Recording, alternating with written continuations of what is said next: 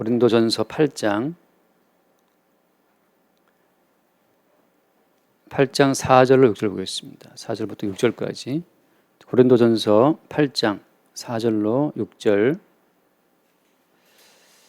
8장 4절. 그러므로 우상의 제물을 먹는 일에 대하여는 우리가 우상은 세상에 아무것도 아니며 또한 하나님은 한 분밖에 없는 줄을 아노라.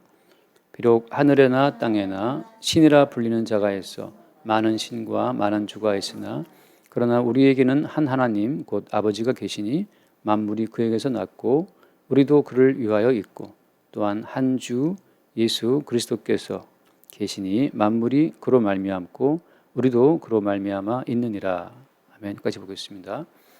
21세기에 웬 우상 이야기냐라고 할 수 있지만 우상이라고 하는 것이 무엇인지를 안다면 지금 이 시대에도 수많은 사람들, 아니 모든 사람들이 우상을 숭배하고 있다는 것을 알 수 있습니다. 인간은 날 때부터 우상 숭배자들로 태어납니다. 우상이라고 하는 것은 나 자신의 존재 가치를 확대하기 위해서 만들어 놓은 나 자신의 존재 가치를 최대한 확대했을 때, 최대한 발전시키고 진전시켰을 때 그 모습이 이제 우상이거든요. 창세기로 보자면 아담과 하와가 모든 것을 먹을 수 있지만 선악과를 먹을 수 없게 하나님께서 어떤 제한을 주셨죠. 선악과를 먹을 수 없는 존재에서 선악과를 먹는 존재, 선악과를 먹는 존재를 상상했을 때 그 선악과를 먹을 수 있는 존재, 그 존재가 우상이 되는 겁니다. 바로 그 틈을 마귀가 파고 들어온 거죠. 지금 너의 존재는 선악과를 먹지 못하는 존재니까 너의 존재를 더 발전시키고 진전시켜서 선악과까지 먹는 존재가 되어라 라고 하는 그 마귀의 말을 듣고 아담과 하와는 선악과까지 먹는 자유를 누리는 그런 존재를 상상하고 그런 존재가 되고자 드디어 선악과에 손을 대죠. 그런 점에서 아담과 하와부터 이제 우상 숭배자인 겁니다. 그래서 아담의 자손으로 태어난 우리 모든 인간들은 현재 자기 자신의 모습에 만족하는 사람은 아무도 없어요. 모든 사람은 항상 현실을 살면서 세상을 살면서 현재 내 모습에 어떤 불만족을 항상 보게 되어 있습니다. 그 왜 그러냐 하면 일단 기본적으로 우리가 어떤 그 저주 가운데 있잖아요. 저주 가운데 있기 때문에 항상 어떤 결핍이 있어요. 우리 삶 가운데. 그러니까 뭐가 없어. 뭐가 모자라든지 아니 누가 나를 괴롭히든지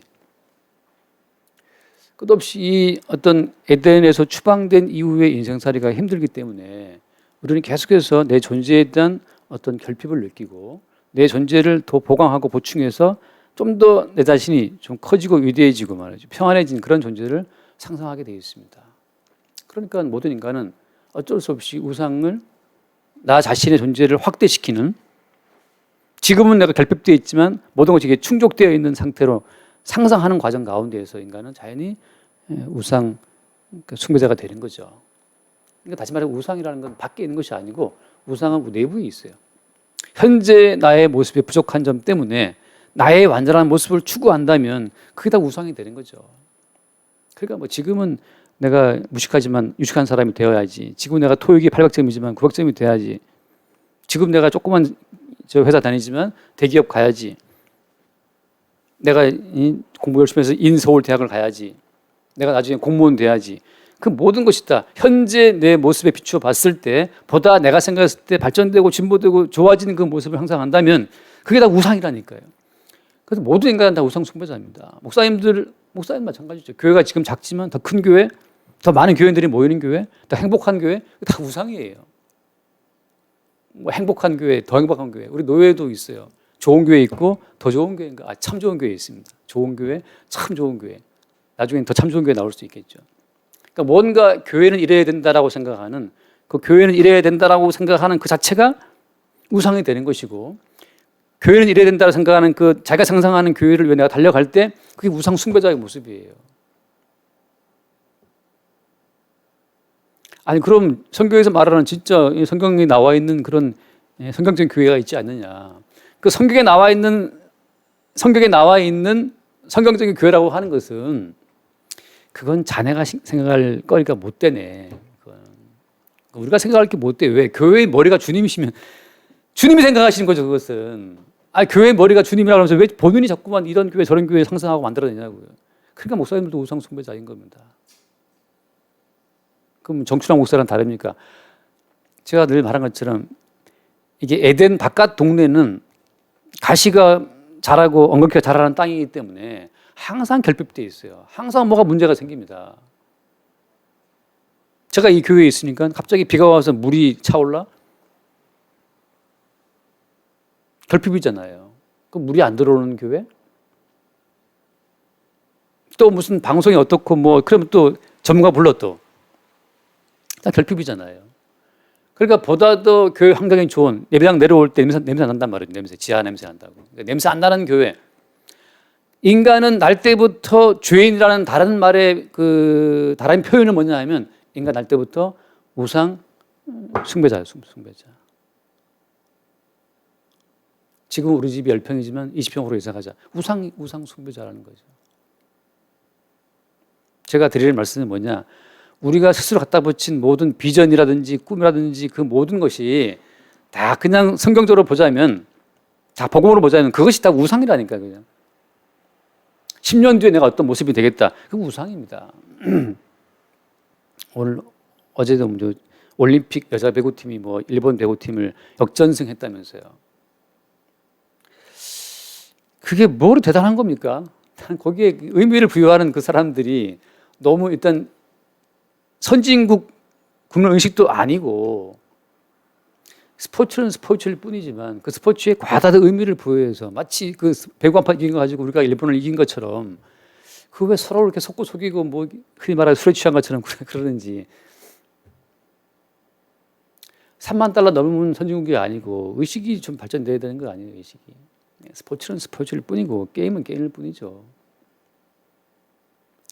그러나 어쨌든 간에 부강한 나라, 어디 가도 꿀리지 않는 그런 부강한 나라, 그게 우상입니다. 왜 우상입니까? 그 부강한 나라가 우리에게 생명을 주나요? 항공모함 띄우면 우리나라 생명 얻습니까? 3만 불 5만 넘어가면 그 나라 국민들 다 영생 얻어요? 다 안 죽습니까? 죄의 삭은 사망이라 생명에 이르지 못하는 모든 가치들로 마귀가 우리의 이 눈과 귀를 속이고 있는 거예요.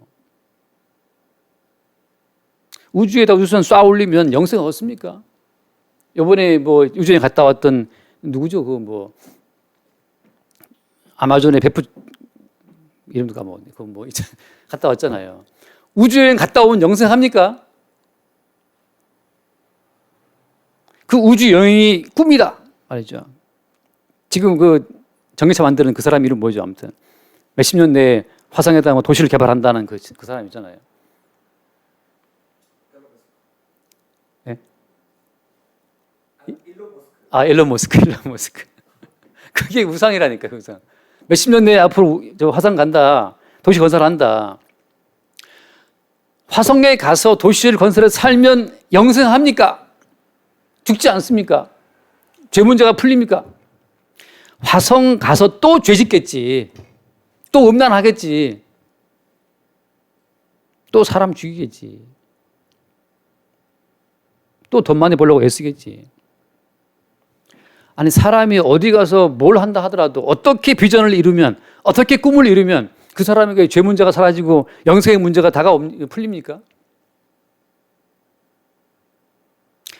늙어가는 문제가 풀리냐고요. 영생의 꿈을 안고 살아가는 것 자체가 우상 숭배고, 선악과를 먹으면 죽지 아니하리라 라고 말했던 그 마귀의 말이 모든 인류의 꿈이 되어버렸어요. 선악과를 먹어도 너희들은 안 죽어. 다시 말해 모든 인류의 꿈이 지금 뭐냐? 영생하는 꿈을 인류가 꾸고 있지 않습니까? 영생하는 꿈을. 선악과를 먹으면 조용히 죽어야지.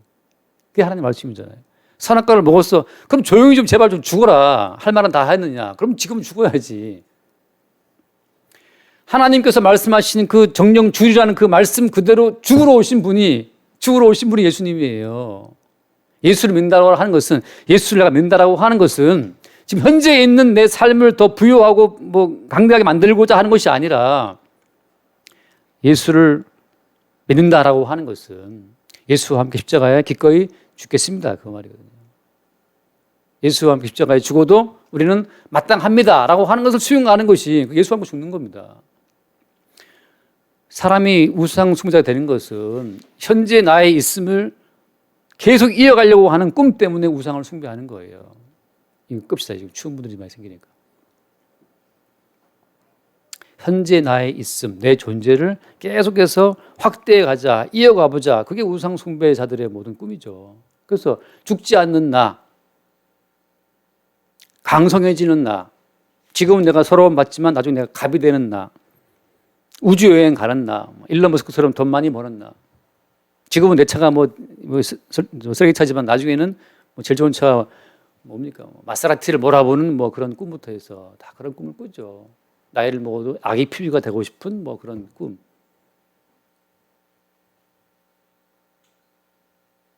가끔 무슨 인강사 강사 여자 막 약간 이상한 목소리 나오는 그 강사 들었는데 성형한 것 같더라고. 내가 봤을 때 요즘 나오는 얼굴이 너무 이상해. 성형하면 더 예뻐져야 되는데 내가 봤을 때 이상하게 보여요. 예뻐지고 싶은 나. 우상이죠. 우상. 모든 우상을 한 방에 싹 잠재우는 하나님 말씀은 뭐냐면 너희들은 정령 죽으리라 그거예요. 정령 죽으리라. 마귀가 인간들을 미혹해서 계속 우상을 만들려고 우리 인간을 이렇게 푸시하는 그 논리는 뭡니까? 죽지 아니하리라 그거예요. 정령 죽으리라. 어떻게 보면 이 정령이라는 그 말에 정말 재수 없는 말로 들릴 수 있습니다. 넌 정말 죽는다. You will surely die. 넌 정말 죽어. 그 말이 여러분 더 반갑습니까? 아니면 너는 결코 죽지 않는다는 말에 더 다가갑니까? 결코 죽지 않고 더 예뻐질 수 있고 돈 더 많이 벌 수 있고 좋은 집에 살 수 있고 우주여행 갈 수 있고 화성의 도시를 만들 수 있고 인류평화 만들 수 있고 그 무한한 가능성 Yes you can, Yes I can 하는 그 오바마의 구호처럼 끝없이 인간의 어떤 가능성 죽지 않는다라고 하는 가능성으로 인간을 푸시하는 게 그게 마귀인데 그 마귀에 의해서 계속 인간은 죽지 않는 영생의 꿈을 꾸고 있다니까요. 그러니까 인간이 죽지 않는 영생의 꿈을 가지고 예수를 믿는 건 그 예수가 우상이라고 하는 겁니다. 우상. 왜? 진짜 예수는 우리 모두를 자기의 죽음으로 끌고 들어가니까. 예수께서 오신 것은 아버지 뜻을 이루기 위해서 오셨잖아요. 아버지의 뜻이 마지막 뜻이 뭡니까? 정령 죽는 거예요. 죽는 거. 아버지께서 말씀하신 죽으리라고 하는 그 죽음을 같이 합류되어서 죽음 같이 합류되어서 예수와 함께 죽는 그것이 하나님 뜻이죠. 그러니까 예수를 내가 믿는다라고 하는 것은 무슨 이야기예요? 예수와 함께 내가 죽겠습니다. 예수와 함께 십자가에 죽는 그 죽음이 내게는 당연합니다라고 하는 그 당연한 죽음을 받아들이는 것이 예수를 진정 믿는 자들의 모습이죠. 교회를 어떻게 해보겠다. 그거는 자네가 신경 쓸 것이 아니야. 왜 핸들을 자네가 잡으려고 그러나. 라고 저는 말하고 싶어요. 이런 교회가 돼야 된다. 개혁된 교회는 늘 개혁되어야 된다. 제가 듣기에는 헛소리밖에 안 들립니다. 왜? 교회의 머리가 진정 주님이라면 주님이 교회 알아서 하시는 거지. 당신들이 뭐 이런 교회 저런 교회 뭐 이렇게 말이 많냐. 그러니까 교회에 대해서 자유로워지면 그처럼 뭐 자유로운 것도 없어요. 초대교회 때 요한계시록 나와 있는 7교회부터 해서 빌라델비아 교회는 칭찬 들은 교회지만 지금 있어요. 빌라델비아 교회가 없어요. 지금 없어요. 소아시아에 제가 다도토를 하나 봐도 그냥 무너진 교회 터만 뭐 이렇게 성지 살려고 오는 사람만 오는 거지. 터키 정부가 이제 막 돈 벌려고 막 그냥 다시 막 복원하려고 애를 쓰고 있더라고. 그 소아시 7교회, 터키 지방에 있었던 7교회들 지금 남아있는 건 아무것도 없어요. 다 그냥 이슬람 사업만 올라가 있고. 해화동 교회 영원하겠어요? 아니, 이 해화동 교회 이 지하가 무슨 교회입니까, 이게? 예수 그리스도의 복음이 선포되는 그 현장, 그 사건이 있는 곳이 교회죠. 그러니까 교회라는 건 잠깐 등장했다가 또 어떻게 또 사라져 버립니다, 교회는. 왜? 교회의 머리가 주님이기 때문에. 두세 사람이라도 예수 이름을 모이는 그곳이 잠깐 교회 형성이 됐다가 다시 흩어져 버리면 또 어디 가정으로 집에 가 있어서 각자 살아가는 거죠. 교회가 예배당 짓고 뭐 몇천억짜리 교회당 뭐 거기가 교회냐? 그게 저 이슬람 사원하고 똑같은 곳이에요. 거기가 바로 우상 숭배의 전당이 되는 겁니다. 지금 성전에 지금 어디 있어요? 성전에 지금? 잠깐 요한계시록 12장, 11장 잠깐 봅시다. 지금 성전말 나오니까 제가 얼른 잠깐 찾아보고 싶은데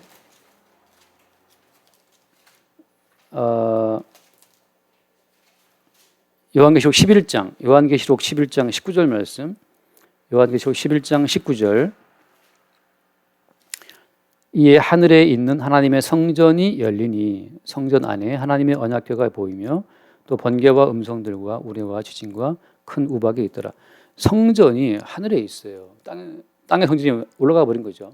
아니 원래 하늘에 있던 성전 자체가 잠시 이 땅 가운데 모형으로 등장할 뿐입니다. 이 땅의 성전 그런 게 어디 있어요? 그냥 건물 시멘트 쪼가리 그 대리석 쪼가리밖에 뭐 있습니까? 거기에 모여서 예수 이름 부를 때 현재 있는 나의 있음을 더 부강하게 더 풍성하게 만들 요랑으로 예수 이름 부르면 그게 바로 우상 숭배의 전당이 되는 거예요. 그게 바로 절이죠. 절간 되는 겁니다. 우리 연교가 들으면 뭐 말이 심하시냐는 말이 심하긴 하지만 그게 땅에 있는 그 건물 더머니가 진정 성전이었다면 소아실 목회 다 어디 갔어요? 제가 했던 강릉제일교회, 강릉중앙교회, 중앙교회였나? 네. 동영진이 무슨 교회 다녔어요? 그때 교회 안 다녔어요? 용감하게, 예. 근데 강릉제일교회 새로 포남동에 새로 예배당을 짓고 그 이전에 있었던 그 예배당을 팔았거든요. 그 팔았던 예배당이 나중에 닭게장이란다. 그 양계장이 됐어요. 닭집이 되버렸어요. 닭공장이 들어와서 양계장을 크게 하더라고. 그 포남동으로 새로 교회 이사 갔죠. 강릉제일교로. 어느 날 추억 때문에 가봤는데 그 양계장이 돼 있는 거야. 옛날 교회가. 그때 참 그 묘한 느낌. 뭐지? 여기가 내 예배당이었는데 갑자기 닭들이 살고 있네. 그냥 콘크리트 더미에 불과한 거죠.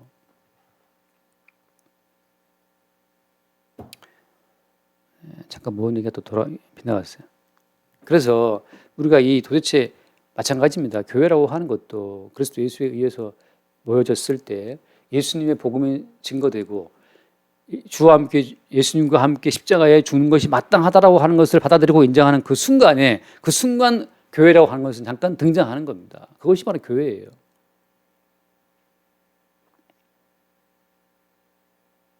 그래서 우리 모든 인간들은 우상 숭배자가 될 수밖에 없고 우상 숭배자가 될 수밖에 없는 그 현실이라고 하는 것을 우리가 받아들여야 됩니다. 왜? 현실이 지금 너무 힘들기 때문에 우리가 아는 현실이 너무 힘들기 때문에 끝없이 우리는 우상 숭배자가 될 수밖에 없어요.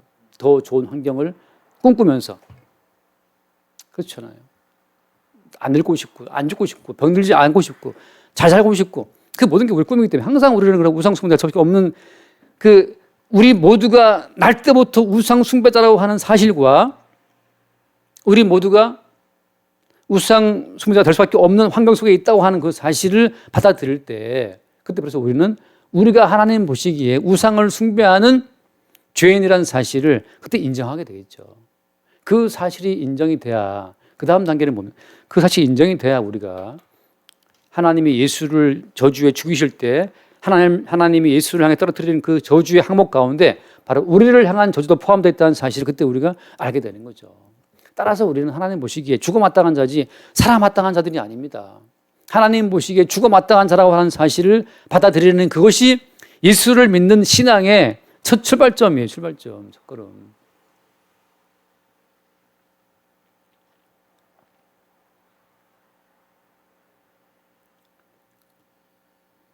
5절 말씀 보면 비록 하늘에나 땅에나 신이라 불리는 자가 있어 많은 신과 많은 주가 있으나라고 했습니다.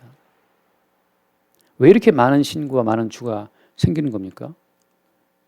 인간들이 자기 보존을 위해서 자기를 지켜줄 어떤 존재들을 자기 생존 욕구에 맞춰서 만들어내는 거죠. 바다에 가면 바다의 신 포세이돈이 있고 밭에 가면 밭의 신 바알이 있는 거고 비를 내려주는 바알 신이 있고 그런 것처럼 모든 자연 만물 속에서 인간이 살다 보니까 자연 만물을 다 빗대서 어떤 신의 이름을 만들어내는 거죠. 태양의 신, 이집트는 태양의 신 라가 있고 말이죠. 뭐 달의 신 뭐가 있고 별의 신 뭐 어떤 거가 있고 모든 인간들이 만드는 모든 신과 우상이라고 하는 것은 다 자연 만물의 은유적인 표현이에요. 왜? 인간을 살게 하는 자연밖에 안 보이거든요. 태양이 떠야 살고 달빛이 있어야 뭐 걸어갈 수가 있구만. 바람이 불어야 살고 하는 것처럼 인간이 생존이 인간의 진리다 보니까 생존을 가능케 해주는 모든 자연 만물밖에 인간이 못 보는 겁니다. 모든 그 신들은 인간을 살게 해주는 자연 만물의 은연적인 표현인데 하나님께서 무슨 말씀하시고 있는 거예요? 6절 말씀에 그러나 우리에게는 한 하나님 곧 아버지가 계시니 만물이 그에게서 났고라고 하잖아요. 그렇게 너희들이 의지하는 태양신 나, 그 태양, 빛나는 태양, 만물이, 태양이 우리 주님께로 났다고 말씀하고 있는 겁니다. 일본의 일장기, 태양빛 형상화 시킨 거잖아요. 태양 같은 힘을 그들이 바라는 거잖아요. 그냥 단순히 그 일장기 그 깃발에 들어있는 그들의 그 생각 자체를 우리가 안다면 그들이 쓰든 말든 그 뭔 상관입니까? 깃발에 불과한 것이고 표상에 불과한 건데 같이 왜 이렇게 휘둘리는지 저는 그것도 참 쓸데없는 생각인 것 같아요. 깃발일 뿐인데 모든 만물을 만드신 분은 주님이고 주님으로부터 태양빛이 우리에게 주어지는 거지 일장기 펄럭거린다고 해서 거기서 힘이 나오는 겁니까? 오늘 밤 주님께서 일본 사람 잡아가시면 죽이시면 죽는 거고 대한민국이 영원한 진리도 아니고 말이죠. 예수 그리스도를 믿는 성도 입장에서는 이 땅에서 만들어내는 그 모든 표상들이 그 모든 자연 만물의 힘을 좀 빌려 쓰고자라고 하는 그 잡다한 우상들이 그게 아무것도 아니라는 사실을 만유를 지으신 주님 안에서 그걸 느낄 수가 있는 거죠. 모든 만물을 지으신 분이 빛이 있으라 빛을 나눠서 낮이라 하시고 밤이라 하시고 하늘의 해와 달과 별들을 지으신 분이 주님이신데 주님이 지으신 해와 달과 별들을 가지고 그들은 자기를 위한 용도로만 쓰고 있는 거예요. 사실은 뭔데? 오늘 무슨 말씀이 있습니까? 만물이 그에게서 났고 우리도 그를 위하여 있고 라고 했지 않습니까? 하늘의 해와 달과 별들이 있는 것은 누구를 위함이에요? 하늘의 해와 달과 별들이 있는 건 나를 위함이라고 생각하기 때문에 그 해와 달과 별들을 우상으로 의미를 부여하는 겁니다. 내 존재를 위한 만물로 해석하는 거죠. 그것이 바로 착각이고 내 존재를 위한 만물로 모든 만물을 해석하는 그 해석 가운데에서 인간의 허상이라고 하는 현실이 만들어지는 거예요. 따라서 인간이 의식하는 모든 현실은 진짜 현실이 아니고 허상입니다. 허상. 뭐 때문에? 모든 만물 자체가 지금 그리스도 예수를 위해 만들어진 거잖아요. 근데 인간은 이 모든 만물이 인간을 위해 존재한다고 생각하기 때문에 이게 허상이라니까요, 허상. 제가 예전에 한번 드린 말씀인 적이 있는데 제가 전도사 시절에 목사님을 모시고 어떤 집에 신방을 갔어요. 대신방을 갔는데 그 목사님 사모님 저 이렇게 따라서 이제 우르르 신방을 갔는데 그 신방 간 그 집사님 집에서 그 제가 좋아하는 음식을 딱 준비를 한 거예요. 제가 참 주제를 넘은 참 철없는 인간이었죠. 그 음식을 보는 순간 저도 모르게 집사님 어떻게 하시고 이렇게 제가 좋아하는 음식을 준비했습니까? 말을 딱 뱉은 거예요. 그때 옆에 있던 사모님이 전사님을 위해서 준비했겠어요? 그 신방의 주인공은 제가 아니고 목사님이 본인이 계시는데 저를 위해 준비했겠냐. 그 말이 맞잖아요. 제가 그때 순간 엄청나게 무안해지고 이 가벼운 입을 쳤어요. 내가 진짜 오지게 뭐죠? 착각했구나. 주저넘었구나. 모든 만물이라고 하는 것은 우리를 위해 준비했겠어요, 주님이? 하나님께서 우리를 위해 태양을 띄우시는 겁니까? 하나님이 우리를 위해 달빛을 띄우시는 겁니까? 인간은 이 태양빛 아래, 달빛 아래 자기 중심의 허상의 현실을 만들고 살아가는 거예요. 나를 위해 달이 뜨는 것처럼, 나를 위해 해 뜨는 것처럼.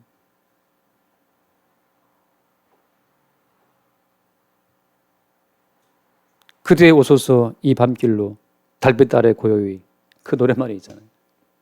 그대가 오시는 그 밤길을 위해 달이 떠 있는 것처럼 그냥 시인들은 시를 써적히는 거죠. 주님 말씀하십니다. 야, 너를 위해 달이 떴겠니? 널 위해 해가 떴겠니? 우리는 다 나중심으로 만물을 받아보니까 나중심의 허상의 현실 쌓여 있다가 인생 끝나 지옥 가는 겁니다. 인생이 도대체 여기 왜 온 거예요, 인생이? 우리가 이 땅을 왜 지나가는 겁니까? 만약 여러분들이 의식을 잃고 깨보니까, 예를 들어서 제 아는 목사님 한 분이 중국에 선교하러 갔다가 호텔 엘리베이터 기다리고 있는데 누가 어떤 분 두 사람이 다가오더니만 혹시 한국에서 온 누구누가 묻더란. 그래서 그렇다라고 이렇게 돌아보는 순간에 갑자기 이제 어떤 마취 수건 같은 게 씌워지면서 의식을 잃었어요. 깨보니까 무슨 조그만 빌라 같은 그 이상한 집에 와 있고, 자기가 그 이상한 집 그 욕조 같은데, 목욕탕 같은데 이렇게 묶여서 있더라는 거죠. 그 순간 여기가 어디지? 나 여기 왜 있지?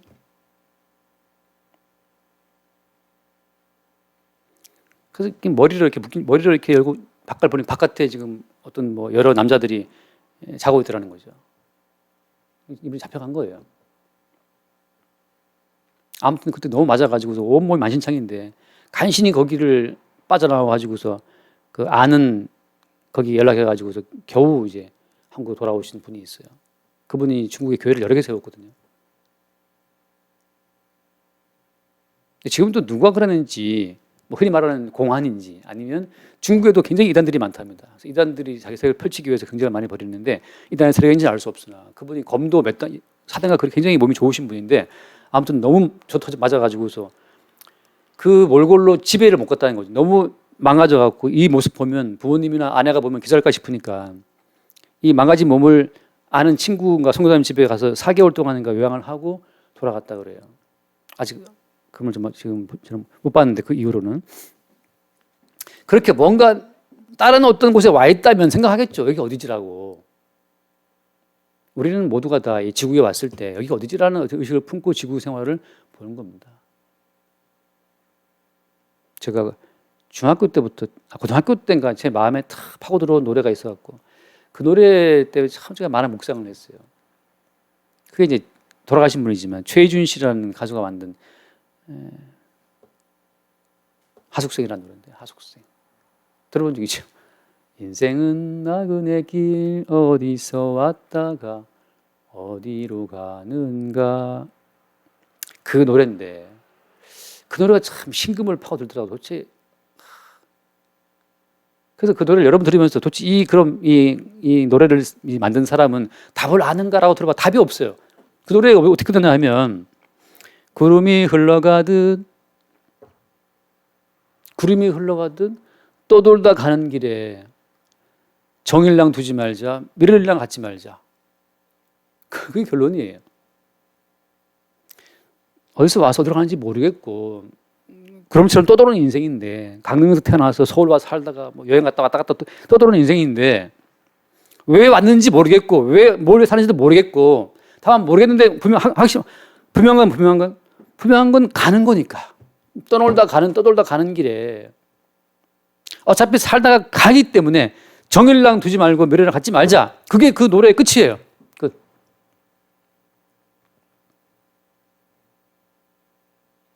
근데 사실은 그 문제가 우리 모든 인간의 문제 아닙니까? 제가 고등학교 때 그것 때문에 꽂혀가지고 그것 때문에 공부가 안 됐어요. 도대체 왜? 그때 복음을 제가 정확히 알았으면, 그때도 교회 나갔고 회장이었고 다 했는데 그때도 그냥 율법적인 믿음, 새벽에 나가고 주일 예배 나가서 예배 드리고 하나님을 섬겨드린다는 것, 그거밖에 생각을 못했어요. 나의 있음을 더 풍성케 하는 신앙으로밖에 생각을 못한 거죠. 그걸 질문을 했을 때 돌아온 답은 뺨때기. 선생님이 고2 때 불러갖고 성적 떨어지니까 불러서 너 왜 떨어지느냐. 그래서 이런 질문을 했어요. 막 그랬더니 그냥 한담 때리면서 정신 차리고 공부나 열심히 일단 대학 간다면 생각해. 대학 왔잖아요. 여전히 하숙생 노래는 여전히 돌고 있는데 답은 없어. 복음 안에 들어와서 보니까 인생이 여기 왜 온 겁니까? 인생은 죽으러 온 거예요. 죽으러 왔다. 어떤 죽음입니까? 모든 인간들은 죽음의 뜻을 몰라요. 왜 죽음을 모르냐 하면 죽음을 만드신 분이 따로 있기 때문에 죽음을 모르는 겁니다. 죽음이란 무엇이냐? 죽음을 처음 만드신 분만 죽음을 알죠. 우리는 죽음을 당하는 입장이고, 아담과 하와에게 사람가를 먹지 말라, 먹으면 정녕 죽는다 라고 했을 때 아담과 하와가 쉽게 그걸 먹었던 것은 죽음이 뭔지를 알아야지. 얼마나 죽음이 무서운 건지를 알아봤어야지. 죽음이라는 개념을 전혀 몰라요. 모르는 상태에서 죽으리라. 하나님께서 이 땅에 우리를 보내 살게 하시는 것은 죽음이라는 무엇인가를 알게 하시는 겁니다. 여러분, 이게 중요한데 성도들이 죽음이라는 무엇인지를 모른다면 그 사람은 생명도 뭔지를 몰라요. 다시 말하면 죽음이라고 하는 것의 온전한 죽음은 십자가에 죽으신 예수의 죽음만이 완전한 죽음입니다. 죽음의 의미를 알고 죽으신 분이 예수님이라고 하는 거죠. 죽음의 의미를 알고 죽으신 예수와 함께 죽는 그 죽음 속에서만 비로소 영원한 생명의 문이 열리는 거예요. 나의 있음을 가지고 영생의 세계로 들어가는 것이 아니고 나의 죽음을 통해서 내 죽음도 의미가 없어요. 왜? 우리의 모든 죽음이라는 것은 살고 싶은 몸부림치다가 죽는 죽음이기 때문에 하나님이 정해놓으신 죽음의 길을 온전히 갈 수가 없습니다. 예수님만이 하나님이 만들어 놓으신 그 죽음이라고 하는 그 피조물 자체를 온전히 통과해서 영생으로 가시는 분이거든요. 잠깐 말씀 하나 볼까요? 요한계시록 보면 사망도 사실은 이게 하나님 피조물이라는 사실을 우리가 알 수 있어요. 죽음도 피조물이라는 거. 요한계시록 20장입니다. 요한계시록 20장 14절 말씀, 14절. 사망과 음부도 불못에 던져지니 이것은 둘째 사망 곧 불못이라. 여러분, 사망까지도 사망에 던져집니다. 사망도 어디라나 불못이 바로 무엇이라고? 그것이 세컨드 데스, 마지막 사망이라고 하는 거죠. 사망도 창조물이 피조물입니다. 그 위에 말씀 보세요. 그래서 13절 바다가 그 가운데 죽은 자들을 내주고 또 사망과 음부도 그 가운데 죽은 자들을 내주매 라고 되어 있죠. 사망이 하나님의 작품, 하나님의 피조물이기 때문에 사망 자체가 죽은 자들을 가둬두고 있다가 다 내주는 거예요. 사망이라고 하는 것은 하나님이 만드신 거대한 창고 같은 거예요. 창고. 그 사망 창고에 들어가 있다가 다 튀어나오는 겁니다. 다시. 왜? 둘째 사망을 받아야 되기 때문에 생명에 이르는 부활이 있고 사망에 이르는 부활이 있다라고 하는 생명에 이르는 부활에 이르기 위해서 나온 자들, 예수님의 살아나심과 함께 살아나서 영생으로 들어가는 것이고, 사망을 위해 준비된 자들은 둘째 사망에 들어가는 것이고, 마치 지금 우리가 알고 있는 죽음이라고 하는 것은 하나님의 거대한 죽음 창고, 사망 창고에 들어가서 대기하고 있는 것과 마찬가지입니다.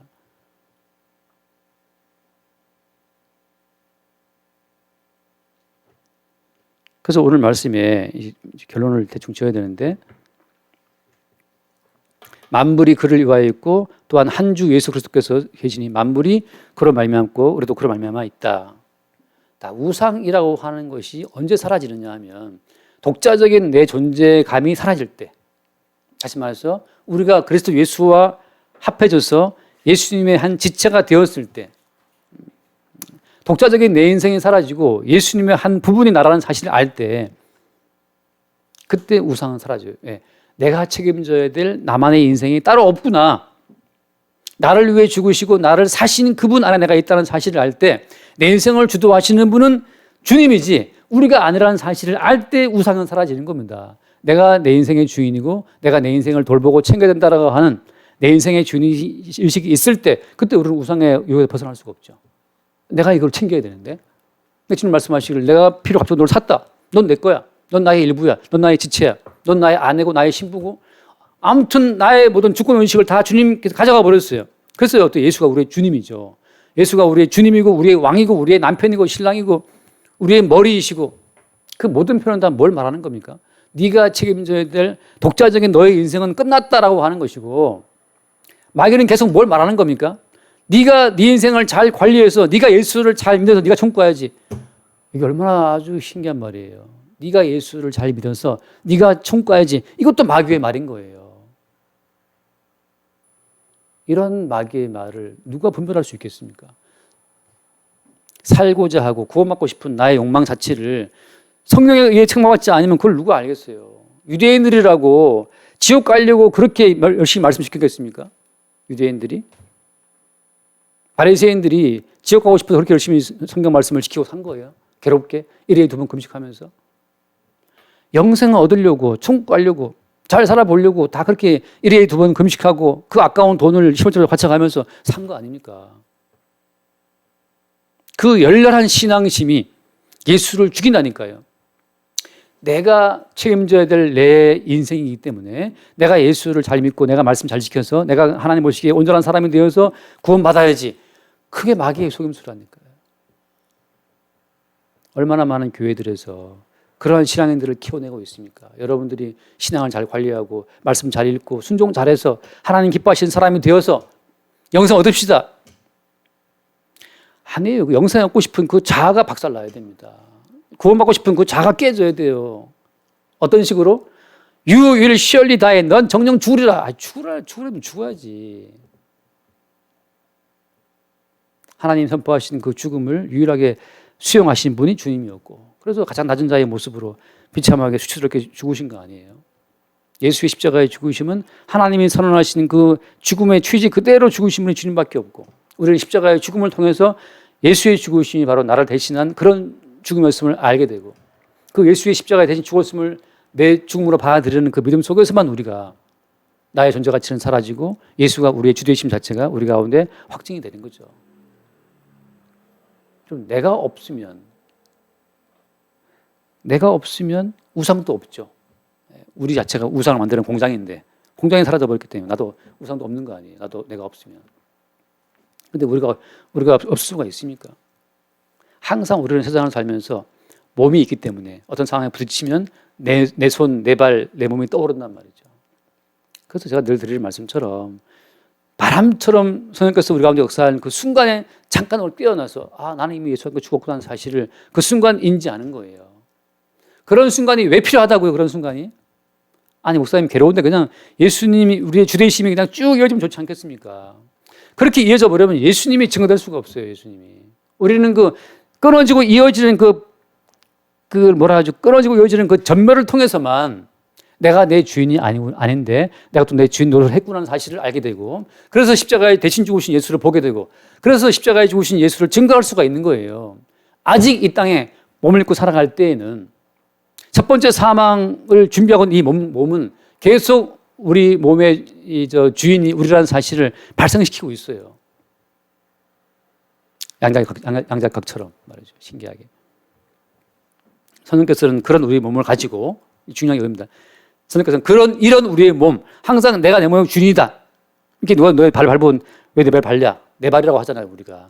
그런 우리의 몸을 가지고 선생님께서는 어떻게 하신다? 예수님을 증거하는 몸으로 주님이 사용하시는 겁니다. 그러니까 우리는 더 넓게 내가 나를 챙기고 나를 사랑하는 그 자체도 어떻습니까? 이미 주님의 큰 그림 안에서는 예수를 증거하는 증거의 도구로 지금 쓰임받고 있다니까요. 그걸 믿는 겁니다. 그래서 12해 동안 혈루증을 앓았던 그 여인은 혈루증을 앓고 12해 동안 탕진하고 살아온 거예요. 뭐 하기 위해서? 마지막 순간 예수의 옷자락에 손을 대고 나음으로 말미암아 혈루병을 낫게 하시는 예수를 증거할 목적으로. 그 사람은 왜 강도로 살았습니까? 마지막 예수님 십자가 한편에서 예수님야말로 자기의 구원자됨을 내가 낙원에 있으리라, 그 낙원을 선포하시는 예수를 증거하기 위해서 그 사람은 강도로 살아온 겁니다. 다시 말해 강도로 살아온 그 삶 자체가 어때요? 자체가 그리스도 예수 안에서 새롭게 조명이 되니까 그건 누구의 의지였어요? 주님의 의지였죠. 주님의 의지였어요. 창세전 그리스도 예수 안에서 강도를 구원하기 위해 주님께서 그렇게 그 인생을 살게 하신 겁니다. 주님의 의지였다는 거죠. 우리는 통째로 인생을 통째로 우리의 인생이 주님의 의지에 놓여있다는 사실을 받아들일 때, 그때 우리는 좌로가나 우로가나 주의 큰 통치 속에 있기 때문에 자유가 있는 거예요. 이거 하면 하나님이 싫어하실까? 저거 하면 하나님이 좋아하실까? 그런 게 의미가 없다니까요. 왜? 주님은 이미 만세전 그리스도 예수 안에서 우리 인생을 예정하셔서 좌로가나 우로가나 주님께서는 이미 다 책에 써놓으셨고, 그런 모든 과정을 통해 주님께서는 주의 복음을 증거하실 뿐인 겁니다.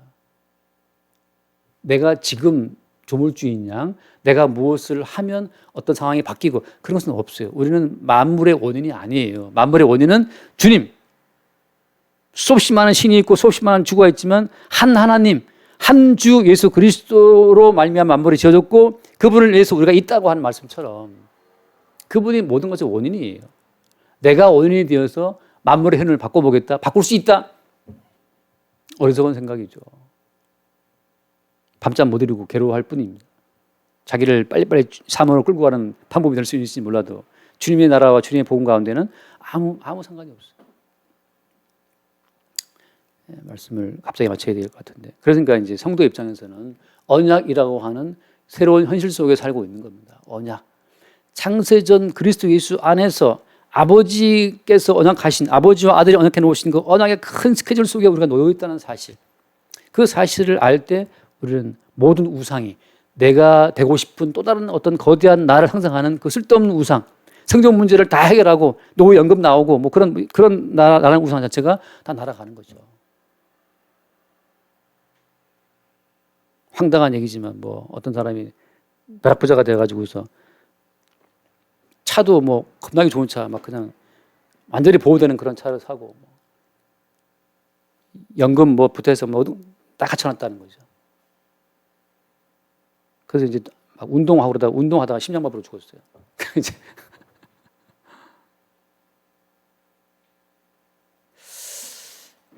우리가 말씀을 들을 때마다 이미 우리 인생이 그리스도 예수 안에 놓여 있다고 하는 그 복음 안에서 우리가 자유와 또 진리와 평강이 있게 되길 바라고,